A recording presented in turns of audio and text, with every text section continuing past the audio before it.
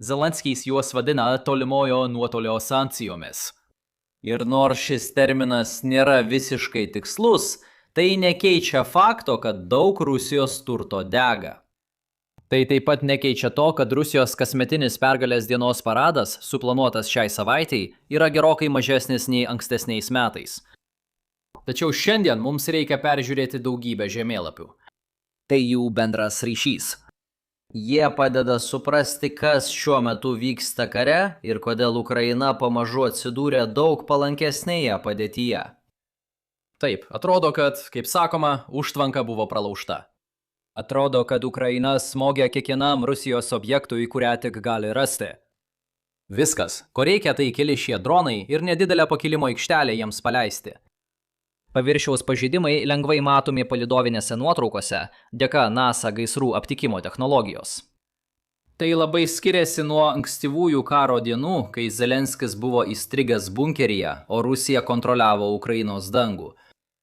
Nereikia jokių įmantrių raketų paleidžiamų iš šachtos. Nereikia ir raketų paleidžiamų iš fregatos, kas yra gerai, turint omenyje, kad Ukraina vis dar tai daro, neturėdama neprimityvaus karinio jūrų laivyno. Ir nors žiniasklaida daugiausia dėmesio skiria Rusijai padarytos žalos skaičiavimui, mes turėtume pažvelgti giliau ir užduoti svarbesnį strateginį klausimą. Kaip tai apskritai įmanoma? Ne, mes nedarysime kažko juokingo ir neaiškinsime, kodėl Rusija nestato savo naftos perdirbimo gamyklų bunkeryje, į kurį žmonės gali pasitraukti. Vietoj to dėmesys skiriamas oro gynybai ir klausimui, kodėl Ukraina sugebėjo ją pralaužti taip, kad ateityje galbūt bus pastatyta ne viena statula skirta prisiminti Zelenskį. Dalis atsakymo slypi tame, ką Rusija turėjo savo ginkluotės sandėliuose prieš prasidedant karui. Dalis atsakymo yra nesugebėjimas greitai perkelti Rusijos oro gynybos sistemų šalies gatvėmis. Dalis to yra milžiniška Rusijos geografija, kurioje naftos perdirbimo gamyklos, sandėliai ir fabrikai išsidėstė didžiulėje teritorijoje. Dalis to yra nesugebėjimas, kad perėmimo raketos pakankamai greitai užfiksuotų taikinius. Ir žinau, kad jau dabar viskas atrodo kaip džiunglės dėl visų tų tarpusavyje susijusių veiksnių. Bet vis dar yra dar viena pagrindinė priežastis, kodėl Rusija negali suvaldyti situacijos. Ukraina atsargiai daug savo gamybos vietų įrengia po žeme, urvą primenančiose patalpose. Todėl paskutinė dalis. Rusija negali užgniaužti Ukrainos dronų gamybos dar lopšyje. Taigi šiandien panagrinėkime kiekvieną iš šių 5 problemų būtent tokia tvarka, kurios kartu padėjo Ukrainai atsidurti daug geresnėje padėtyje. Noriu pradėti nuo kelių greitesnių punktų, prieš pereidamas prie išsamesnio, neįmanomos situacijos, su kuria susiduria Rusija nagrinėjimo. Pirmoji problema bus pažįstama vakarams, tačiau galbūt pasiekusi dar didesnį kraštutinumą. Didžioji dalis karinės įrangos ir atsargų parengimo šiam karui buvo tiesiog pažiūrėti, kas dar liko sovietinėse sandėliuose ir pritaikyti tai dabartiniam mūšiui. Tai Rusijai pasiteisino ieškant papildomų šaudmenų, kuriuos galima paversti planiruojamomis bombomis ir numesti ant Ukrainos. Tačiau, jei leistumėte man trumpam pereiti į žaidimų pasaulį, prisimenu posakį, kad nėra neteisingų grėsmių, yra tik neteisingi atsakymai. Yra įvairių būdų, kaip galite nugalėti priešininką. Daugelis jų turi tinkamą gynybą. Tačiau jei į kovą atsinešite neteisingą gynybos strategiją, bet kuri iš tų puolimo priemonių gali laimėti. Pereidama nuo žaidimų teorijos prie karo praktikos, dešimtmečius Sovietų sąjunga ruošėsi konfrontacijai su NATO. Dėl to Sovietų sąjunga kūrė gynybą prieš sudėtingas raketas ir naikintuvų sistemas. Na, žmogui iš 1907 ar 80-mečio tai atrodė įspūdingai. Svarbiausia, kad iš medžiagų efektyvumo perspektyvos vienkartinio panaudojimo smogimieji dronai yra įspūdingi. Tradiciškai kariniu požiūriu jie yra gana paprasti. Taigi Ukraina čia pradėjo turėdama pranašumą, sukūrė pigių bombų atsargas, kad galėtų užgožti tikslesnės priešpriemones. Iš esmės, jei sekėte skundus dėl JAV nuostolių nuo Irano dronų, tai ta pati istorija, tik dabar tiesiog žvelgiame iš kitos platesnės karo koalicijos pusės. Antras pagrindinis dalykas yra Rusijos nesugebėjimas proaktyviai sunaikinti Ukrainos dronų gamybos pajėgumų. Iš tiesų, lengvesnis būdas neleisti priešininkui užplūsti tavęs dronais yra sustabdyti jų gamybą dar pačioje pradžioje. Invazijos pradžioje atrodė, kad galima drąsiai spėti, jog Rusija dominuos ore ir todėl lengvai bombarduos bet kurį svarbų karinį objektą. Vėlgi, iš esmės yra požiūrio apsivertimas, lyginant su JAV patirtimi Irane. Na, galbūt dar nėra aišku, kiek žalos Iranas iš tikrųjų patyrė, tačiau Islamo Respublika tikrai yra blogesnėje padėtyje nei Ukraina šiuo atveju. Iš tiesų paaiškėjo, kad vakarų perduotos priešlėktuvinės sistemos buvo pakankamos uždaryti šį kelią Rusijai maždaug prieš 4 metus. Bent jau šį kartą įranga iš NATO ir Rusijos konflikto atliko tai, ką ir turėjo atlikti. Dabar Rusija perėjo prie tolimesnės strategijos, kurioje naudojamos balistinės raketos, anksčiau minėtos planiruojančios bombos ir jos pačios kamikadzės dronai.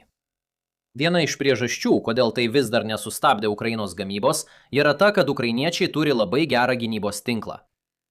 Mes jau esame nagrinėję, kaip tai veikia, todėl šiandien tų detalių nekartosiu. Vis dėlto vieno dalyko, kurio anksčiau nepaminėjau, yra Ukrainos geografija. Plačiaja prasme, keliaujant iš Rusijos į Ukrainą, pereinama iš platesnės į siauresnę teritoriją. Tai leidžia Ukrainai lengviau sutelkti savo gynybą ir sustabdyti Rusijos amuniciją nuo visiško šalies sunaikinimo. Jei tas geografinis aspektas buvo neaiškus, nieko tokio, nes turime išsamei aptarti problemą, žvelgdami iš kitos pusės. Iš tiesų, dabar panagrinėkime problemą susijusią su milžiniška Rusijos teritorija.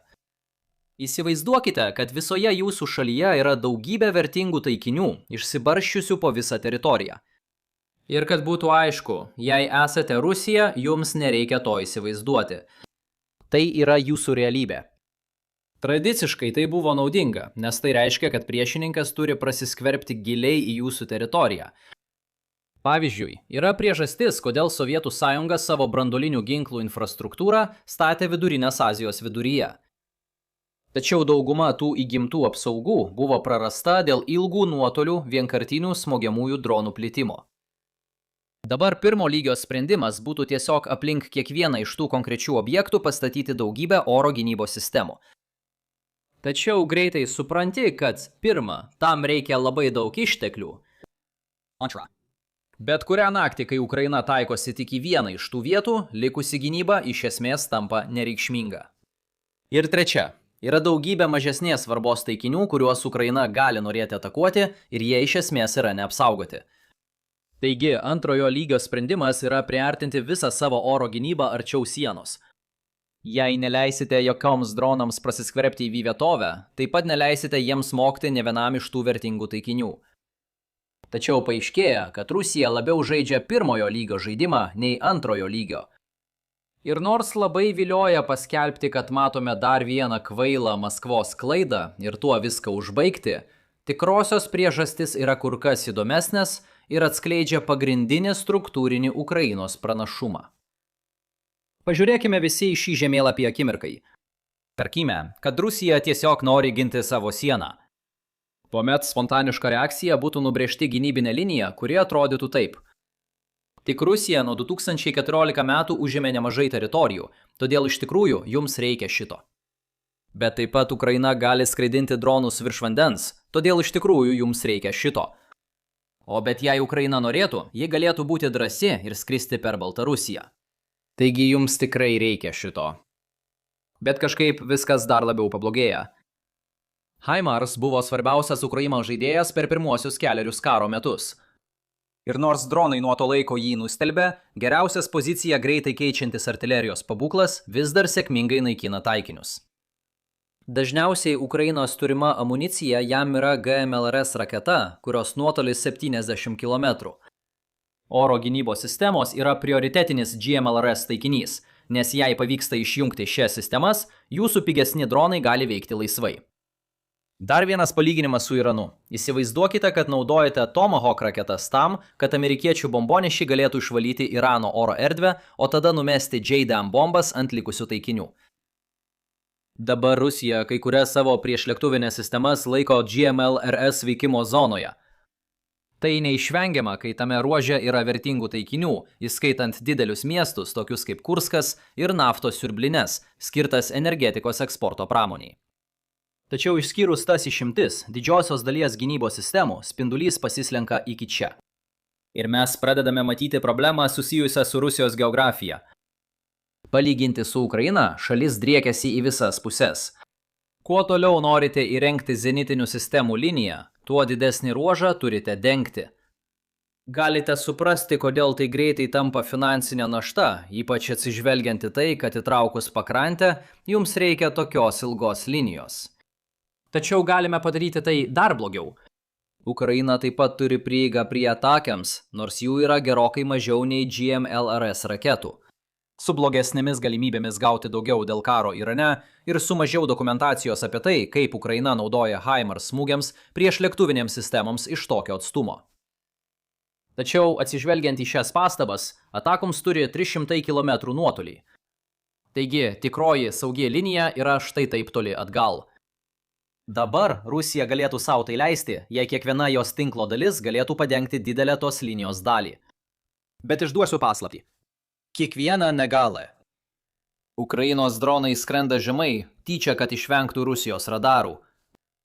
Pridėkite prie to, kad dronai paprastai turi mažą radaro atspindžio plotą ir jau pradedate matyti, kad radarų reikėtų kas 30 km ar panašiai, jei darytume nelogišką prielaidą, kad visur turite palankų reljefą.